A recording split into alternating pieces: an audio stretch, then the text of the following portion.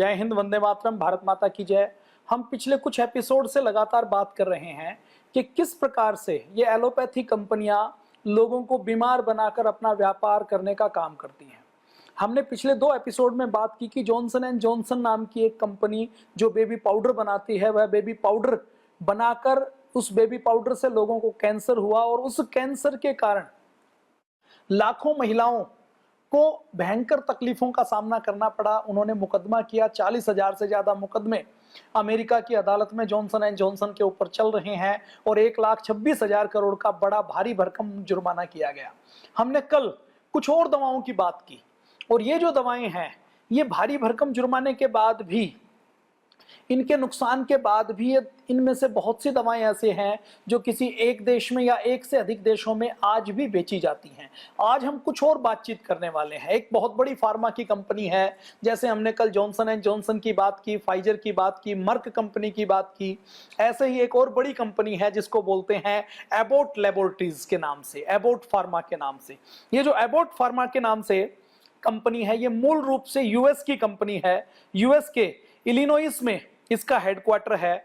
1888 में, अब से लगभग 134 साल पहले इस कंपनी को बनाया गया और 134 साल से ये कंपनी फार्मा के क्षेत्र में, एफएमसीजी के क्षेत्र में लगातार व्यापार कर रही है। यदि आप भारत में रहते हैं तो भारत में आपने एक दवा को जरूर खाया होगा। एक डाइजीन नाम की एक गोली आती है जिसको चूसा जाता है, जिसको खाया जाता है। वो डाइजीन कभी ना कभी भारत के हर व्यक्ति ने जरूर खाई है। ये जो डाइजीन दवा बनती है, ये दवा यही एबॉट नाम की जो कंपनी है, उसकी जो सहायक कंपनियां हैं, ये पूरे देश व दुनिया में बेचने का काम करती हैं। ये एबॉट कंपनी और क्या बनाती है? मिल्क फार्मूला जैसे प्रोडक्ट बनाती है एबॉट कंपनी ने। अगर मैं ये कंपनी कितनी बड़ी है इसकी बात करूं तो 2021 में केवल एक साल में एबॉट कंपनी ने 3,23,000 करोड़ रुपए का कारोबार किया। मतलब लगभग 43,000 मिलियन डॉलर का कारोबार किया। और ये कंपनी यदि 3,23,000 करोड़ रुपए का कारोबार करती है तो इसका जो नेट प्रॉफिट था वो 53,000 करोड़ रुपए था। ये जो 53,000 करोड़ है, ये इतने ज्यादा है कि अपने भारत के लगभग 10-15 छोटे छोटे जो प्रांत हैं उनके एक साल का बजट भी इतना नहीं होता। तो 53,000 करोड़ रुपए इसका नेट प्रॉफिट था। भारत में यह कंपनी की मैं बात करूं तो भारत में इस कंपनी ने 2021-21 में 5,000 करोड़ रुपए की सेल की। 5,000 करोड़ डाइजीन जैसी दवा बेचकर देश के लोगों की जेब से निकाल लिए। और वही 2007 में इन्होंने जिस दवा की आज हम बातचीत करने वाले हैं, उस दवा की बिक्री 11,700 करोड़ रुपए की। मतलब एक दवा डेपाकोट जिसका नाम है, वो डेपाकोट नाम की एक दवा जिसका जेनरिक नाम डाइवेल्प्रोक्स सोडियम है, जिसको सोडियम वेल्प्रोइट और वेल्प्रोइक एसिड से मिलकर जिसको बनाया जाता है। और पहली बार 1882 में इस दवा को बेवरली एस बर्टन द्वारा वैलेरिक एसिड के एनालॉग के रूप में संश्लेषित किया गया। और उसके बाद इसको वैलेरियन नाम के एक पौधे में जो फाइटोन्यूट्रिएंट्स पाया जाता है, उससे यह दवा बनाई गई। इस पौधे को पुराने समय में नींद नहीं आने की बीमारी का उपचार करने के लिए प्रयोग किया जाता रहा है। इस दवा से जब इन्होंने इस तत्व को अलग किया, तो इस तत्व को अलग करने के बाद जब 1888 में यह कंपनी बनी, तो इस एबॉट नाम की कंपनी ने 1967 में जब यह देखा कि इस तत्व से दवा बनाई जा सकती है और दवा बेची जा सकती है, तो सबसे पहले फ्रांस में उन्होंने इस साल्ट को लेकर दवा बनाई और इस साल्ट की दवा को मिर्गी की दवा के रूप में फ्रांस की जो नियामक एजेंसी है उससे अप्रूवल ले लिया। उसके बाद 1978 में उन्होंने ये देखा कि अमेरिका में भी एक बड़ा बाजार है, जिनको नींद नहीं आने की बीमारी है, जिनको मिर्गी के दौरे आते हैं, जिनको किसी भी प्रकार से माइग्रेन पेन है, जिनको एंजाइटी है, जिनको किसी भी प्रकार का मेंटल डिसऑर्डर है, तो उनके लिए जो बड़ा बाजार है, उस बड़े बाजार का दोहन करने के लिए उन्होंने 1978 में एफडीए से भी इस दवा का अप्रूवल ले लिया। एफडीए ने जो इस दवा का अप्रूवल दिया, वो अप्रूवल इन्होंने कहा कि जो बच्चों में और बड़ों में जो मिर्गी के दौरे आते हैं, इसके साथ साथ जो बाइपोलर डिसऑर्डर होता है और जो माइग्रेन होता है, उसके इलाज के लिए हम इसको अप्रूव करते हैं कि आप इसको अमेरिका के बाजारों में बेच सकते हैं। अमेरिका के बाजारों में यह दवा कितनी बिकती है, आप अंदाजा लगा लीजिए कि केवल 2021-21 में एक साल में 11,700 करोड़ रुपए की यह दवा केवल अमेरिका में बेची गई।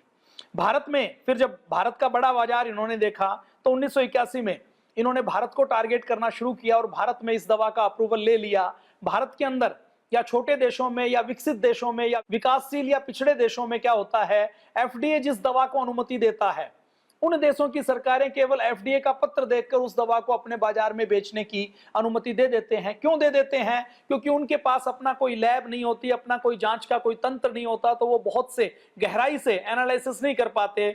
और ये दवा कितनी बिकती है आप अंदाजा लगा लीजिए कि अमेरिका में 2007 में ये डेपाकोट दवा की बिक्री 11,700 करोड़ रुपए थी। अब ये जो एबॉट लैब है, इसने जब देखा कि इसका अप्रूवल तो मिला है केवल बच्चों और वयस्कों में, बड़ों में मिर्गी के लिए, बाइपोलर डिसऑर्डर के लिए और माइग्रेन पेन के लिए, लेकिन इससे भी जो ज्यादा रोगी हैं, जो करोड़ों की संख्या में जो बीमार हैं, वो ज्यादा जो बीमार लोग हैं वो डिमेंशिया के हैं, वो एजिटेशन के हैं, एग्रेसिव हो जाते हैं, और एग्रेशन के हैं, जो बार बार गुस्सा हो जाते हैं। तो उन्होंने ये सोचा कि यदि हम इस दवा को मिर्गी की दवा की जगह डिमेंशिया की दवा, एजिटेशन की दवा, एग्रेशन की दवा के रूप में बेचें तो हम और ज्यादा डॉलर कमा सकते हैं, मुनाफा कमा सकते हैं। तो इन लोगों ने डॉक्टर्स के पास अपने एमआर को भेजा और जो रिसर्च थी मिर्गी के लिए, उस रिसर्च को यह बताया कि ये डिमेंशिया के लिए है, एजिटेशन के लिए है, एग्रेशन के लिए है। डॉक्टरों को कहा कि ये इसको ठीक करती है। उस दवा को उन रोगियों को खिला दिया गया जिन रोगियों को उस दवा को ठीक करने वाली बीमारी ही नहीं थी। उन रोगियों ने यह दवा खाई, और इसके साथ साथ जिनको सिजोफ्रेनिया था उसके इलाज के लिए भी इस दवा को बता दिया गया, जबकि कभी इसका क्लिनिकल कंट्रोल ट्रायल सिजोफ्रेनिया के लिए नहीं हुआ। कभी इसको सिजोफ्रेनिया के लिए कभी दवा के रूप में किसी भी एफडीए या किसी देश की एजेंसी ने इसको मान्यता नहीं दी। लेकिन फिर भी सिजोफ्रेनिया के, क्योंकि करोड़ों लोग थे, रोगी थे, उन रोगियों को बेचने के लिए कि इनको हम खिला दें। आप कल्पना कीजिए कि आप डॉक्टर के पास दांत के दर्द के लिए जाते हैं और डॉक्टर के पास दांत के दर्द की कोई दवा नहीं है, उसको मुनाफा कमाना है, और वो आपको कान की के अंदर डालने वाली कोई दवा ये कहकर दे दे कि आप इसको दांत में लगा लो। आप किसी डॉक्टर के पास जाते हैं कि मुझे घुटने का दर्द है, घुटने के दर्द की दवा दे दीजिए, और उसके पास घुटने के दर्द की दवा नहीं है, उसके पास सिंपल नमक पड़ा हुआ है और वो नमक उठाकर आपको बोतल में पैक करके आपको दे दे और ये कह दे कि ये घुटने की दवा है। तो ये कितना बड़ा फ्रॉड है और कितना बड़ा धोखा है। तो इस प्रकार का धोखा एबॉट लैब ने किया। 4 साल की जांच की गई। जब अधिकारियों के पास ये शिकायत मिली कि इसको इस बीमारी के इलाज के लिए दिया जा रहा है जिसके लिए इसको बनाया नहीं गया, तो अधिकारियों ने यह पाया कि एबॉट लैब ने एफडीए के जो नियम है उनका उल्लंघन किया है और राज्य के जो कानून है उनका उल्लंघन किया है, मरीजों के साथ धोखाधड़ी करने का काम किया है। तो एबॉट लैब के ऊपर मुकदमा चलाया गया और 1998 से लेकर 2006 तक कंपनी ने जो एजिटेशन के लिए, डिमेंशिया के लिए, एग्रेशन के लिए इस दवा को गलत तरीके से बेचा, वो बेचकर जो नियमों का उल्लंघन किया, जो उन्होंने आपराधिक कृत्य किया, उसके लिए कोर्ट में वो प्रूव हुआ। और प्रूव होने के बाद मई 2012 में फेडरल गवर्नमेंट ने और 24 अमेरिका के 24 स्टेट के प्रशासन ने एबॉट लैब के ऊपर $1.5 बिलियन अर्थात 11,250 करोड़ रुपए का जुर्माना लगाया। अब ये दवा 1912 में 11,250 करोड़ का जुर्माना लगाते हैं, लेकिन 2007 में इसकी बिक्री कितनी थी? 11,700 करोड़ रुपए।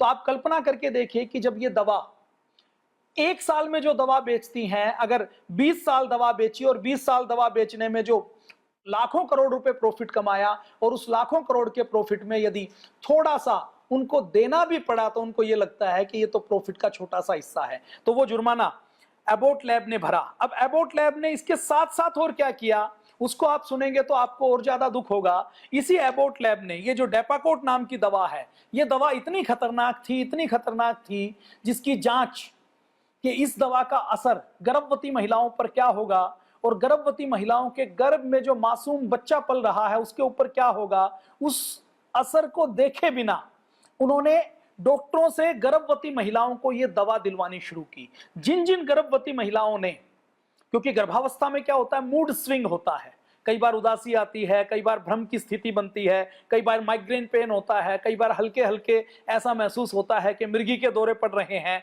तो गर्भावस्था में जो नॉर्मल सिम्टम गर्भावस्था के होते हैं, जिनको सामान्य घरेलू उपचारों से रोका जा सकता है, उन समस्याओं के लिए भी डॉक्टर्स ने खुलकर ये कहते हुए कि इस दवा से जो प्रेग्नेंट लेडीज हैं उनको कोई नुकसान नहीं है, उनको प्रेस्क्राइब करना शुरू किया। और जब 1978 से लेकर 2010 तक इन दवाओं को प्रेस्क्राइब करना शुरू किया तो 2010 में ऐसे बहुत से मामले आए जिसमें यह पता लगा कि जिन जिन महिलाओं ने गर्भावस्था में यह दवा खाई थी, उनको जो बच्चे पैदा हुए उसमें उन बच्चों में जन्म से ही बर्थ डिफेक्ट्स थे। जन्म से ही ऐसे हजारों परिवारों के साथ हुआ। हजारों परिवारों ने यह देखा कि उनके जो बच्चे हुए हैं उन बच्चों के अंदर स्पाइना बिफिडा था, उनकी जो स्पाइन है, कमर है, वो जन्म से ही खराब थी। उनके अंदर ये जो होठ कट के चिपक जाता है, ऐसे फांक तालू जैसे, क्लब्ड लेग जैसे ऐसे डिफेक्ट थे कि वो बच्चे चल नहीं सकते। तो एक छोटी सी दवा जिसको बहुत सुरक्षित कहकर एमबीबीएस एमडी पढ़ा हुआ डॉक्टर बेचता है, जिसको ये कहकर कहा जाता है कि इसके ऊपर क्लिनिकल कंट्रोल ट्रायल किया गया है और जिसको बहुत सेफ कह के बेचते हैं, वो दवा इतना नुकसान आपके अजन्मे बच्चे को भी कर सकती है। तो 2010 तक ऐसे बहुत से मामले आए। जब ये बहुत से मामले आए तो 2010 में इसका मुकदमा किया गया। लगातार मुकदमा चला। मुकदमे अमेरिका की फेडरल कोर्ट में गए। 20 सितंबर 2016 तक अमेरिका के केवल एक स्टेट में 129 ऐसे मामले चल रहे थे। 129 मामलों में जिन्होंने मुकदमा किया, उन्होंने बताया कि ये जो दवा हमें दी गई, ये दवा बिल्कुल सुरक्षित कहकर दी गई। हमें यदि जरा भी पता होता कि इस दवा से हमारे जन्म लेने वाले बच्चे में गंभीर डिफेक्ट हो सकते हैं, तो हम इस दवा का कभी भी सेवन नहीं करते। एक और शिकायत की गई और शिकायत करने के बाद जब जांच किया तो ये पाया कि जब से इस दवा को लॉन्च किया 1978 से, 1978 के बाद 1983 तक चिकित्सा साहित्य में जिन बच्चों को स्पाइन का डिफेक्ट होता था जन्म से, उनकी जो मात्रा है इस दवा खाने के बाद 20 गुना ज्यादा बढ़ गई। नेचुरल तरीके से किसी और डिफेक्ट के कारण यदि 100 में से एक बच्चे को स्पाइन के अंदर कोई डिफेक्ट होता था, तो ये दवा खाने के बाद वो जो डिफेक्ट होने की संख्या है वो 20 गुना ज्यादा बढ़ गई। एबट कंपनी ने कभी भी डॉक्टरों को नहीं बताया, मरीजों को नहीं बताया, खाने वालों को नहीं बताया, और जब लोगों ने इसकी शिकायत की तो शुरू में वो इसको डिनाई करते रहे। वो ये कहते रहे, झूठ बोलते रहे कि हमारी दवा तो बिल्कुल सेफ है, इससे किसी भी प्रकार का कोई नुकसान होने की संभावना नहीं है। वकीलों ने और ईमानदार लोगों ने कोर्ट में बहुत सी बहस की। बहस करने के बाद, तथ्य दिखाने के बाद, प्रमाण दिखाने के बाद, किसी डिफेक्ट को ये कहना कि ये इस दवाई से हुआ है, ये कहना तो आसान है, हमें पता भी हो तो हम उसको कोर्ट में साबित नहीं कर सकते। कोर्ट में साबित करते हुए कंपनी का वकील खड़ा होगा और कंपनी का वकील कहेगा कि क्या आपके पास क्या प्रमाण है कि ये हमारी दवा से हुआ है। जिन्होंने हमारी दवा नहीं खाई उनको भी ये डिफेक्ट हो सकता है। हमारी दवा के अलावा हो सकता है आपने कोई और दवा खाई हो सकता है आप किसी और वातावरण में, रेडियो एक्टिव वातावरण में रहते हो, पोल्यूटेड वातावरण में रहते हो, आपके परिवार में और कोई डिफेक्ट आया हो। तो वो हजारों प्रकार के तर्क देने के बाद कहीं जाकर यह प्रमाणित हुआ।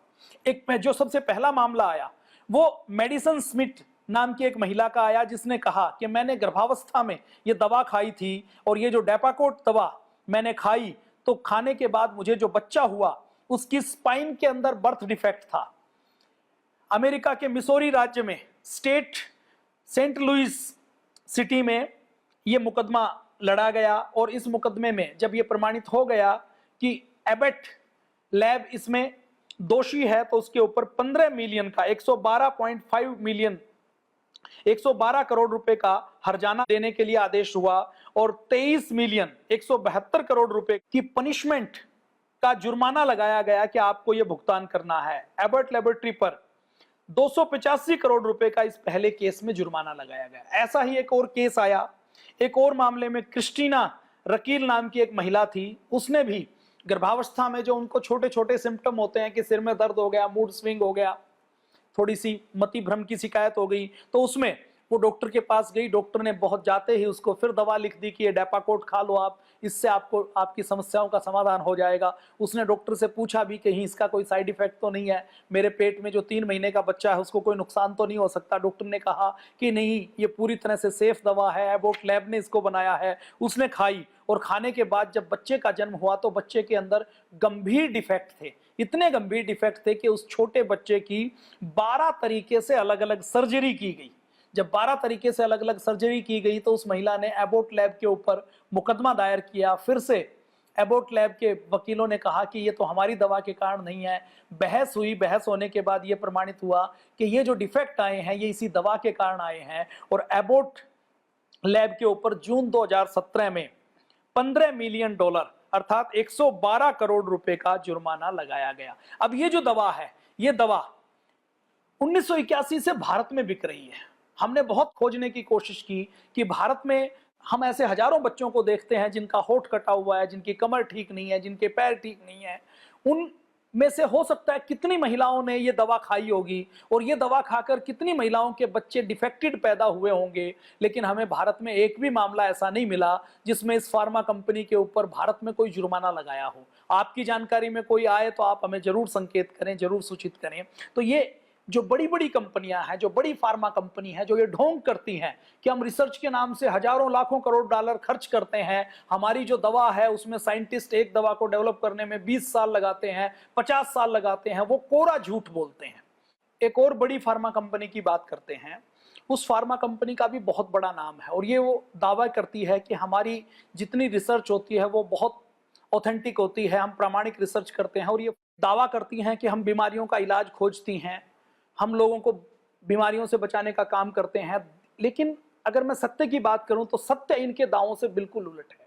कितना उलट है आप अंदाजा लगा लीजिए कि ये बीमारी का इलाज नहीं खोजती, बल्कि किसी दवा को खोजने के बाद किस बीमारी में उसको बेचा जा सके, उस बीमारी को बाद में इजाद करने का काम करती हैं। और उस दवा को खिलाने के बाद जो 4 नई बीमारियां पैदा होती हैं, उन बीमारियों के नाम पर मौत का कारोबार करने का काम ये फार्मा कंपनियां करती हैं। इन फार्मा कंपनियों को पूरी दुनिया में बिग फार्मा के नाम से, फार्मा माफिया के नाम से, फार्मा मेडिकल माफिया के नाम से जाना जाता है। तो ऐसी ही एक बड़ी कंपनी है जिसका नाम है एली लिली। एली लिली ये यूएस की एक दवा कंपनी है। इस दवा कंपनी का, जिसका मुख्यालय इंडियाना स्टेट में है, 2021 में, मैं यदि पिछले साल की बात करूं तो एली लिली की कुल बिक्री 2,12,388 करोड़ थी। ये 2,12,388 करोड़ की जो फिगर है, ये बहुत बड़ी फिगर है। इतनी बड़ी फिगर है कि इन 2,12,388 करोड़ में हिंदुस्तान के हर गांव को 40-40 लाख रुपए मिल सकते हैं। तो इस 2,12,388 करोड़ की बिक्री में ये कंपनी जो बुक्स में शो करती थी, ये कहती थी कि 41,000 करोड़ रुपए हमारा शुद्ध लाभ है, नेट प्रॉफिट है। 2021-2008 में ही इस कंपनी ने अपनी एक दवा जिप्रेक्सा का की बिक्री 16,500 करोड़ रुपए केवल यूएस में की। और इसी साल दुनिया भर में इस कंपनी ने अपनी एक दवा, जिसको ये कहती थी कि ये मूड ठीक करने की दवा है, ये दिमाग को ठीक करने की दवा है, इस दवा को 35,250 करोड़ अर्थात 4.5 बिलियन डॉलर की बिक्री एक साल में 2008 में करती थी। यदि मैं आज के परिप्रेक्ष्य में उसका मूल्यांकन करूं तो आप इसको 4 गुना कर लीजिए। मतलब आज के दिनों में मैं बात करूं तो लगभग 1.25 लाख करोड़ रुपए की एक दवा की बिक्री करती थी। इस दवा को यदि मैं भारत की बात करूं तो पूरी दुनिया में इस कंपनी का एक और फेमस प्रोडक्ट है जिसको बेसगलर के नाम से जाना जाता है। ये इंसुलिन का इंजेक्शन है।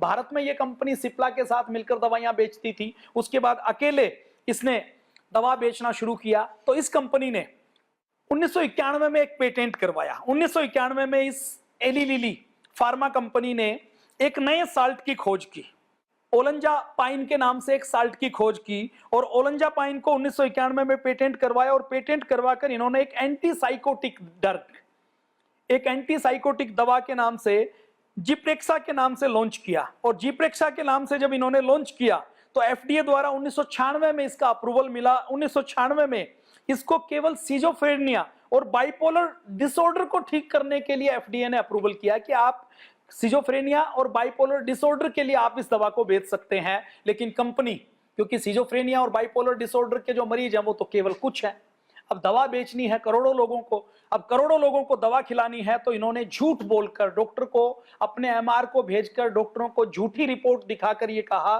कि हमारी ये जो दवा है ये डिमेंशिया को भी ठीक करती है, हमारी ये जो दवा है ये स्लीपिंग डिसऑर्डर को ठीक करने का काम करती है। ये जब उन्होंने झूठ बोला कि ये डिमेंशिया को, स्लीपिंग डिसऑर्डर को, अनिद्रा को ठीक करती है, दिमाग की बीमारियों को ठीक करती है, तो डॉक्टरों से लिखवाना शुरू किया। और लिखवाना शुरू किया तो इसकी बिक्री बढ़ती रही और बिक्री बढ़कर 2008 में 35,250 करोड़ रुपए की होगी। जब एली लिली कंपनी ने ये किया तो इसके साइड इफेक्ट आने शुरू हुए। जिन लोगों को वो बीमारी नहीं थी और उन बीमारी के अलग जिन लोगों ने बिना जरूरत के इस दवा को खाया, तो इस दवा को खाने के लिए उनके अंदर डिसऑर्डर पैदा हुए, उनके अंदर नई बीमारियां पैदा हुई।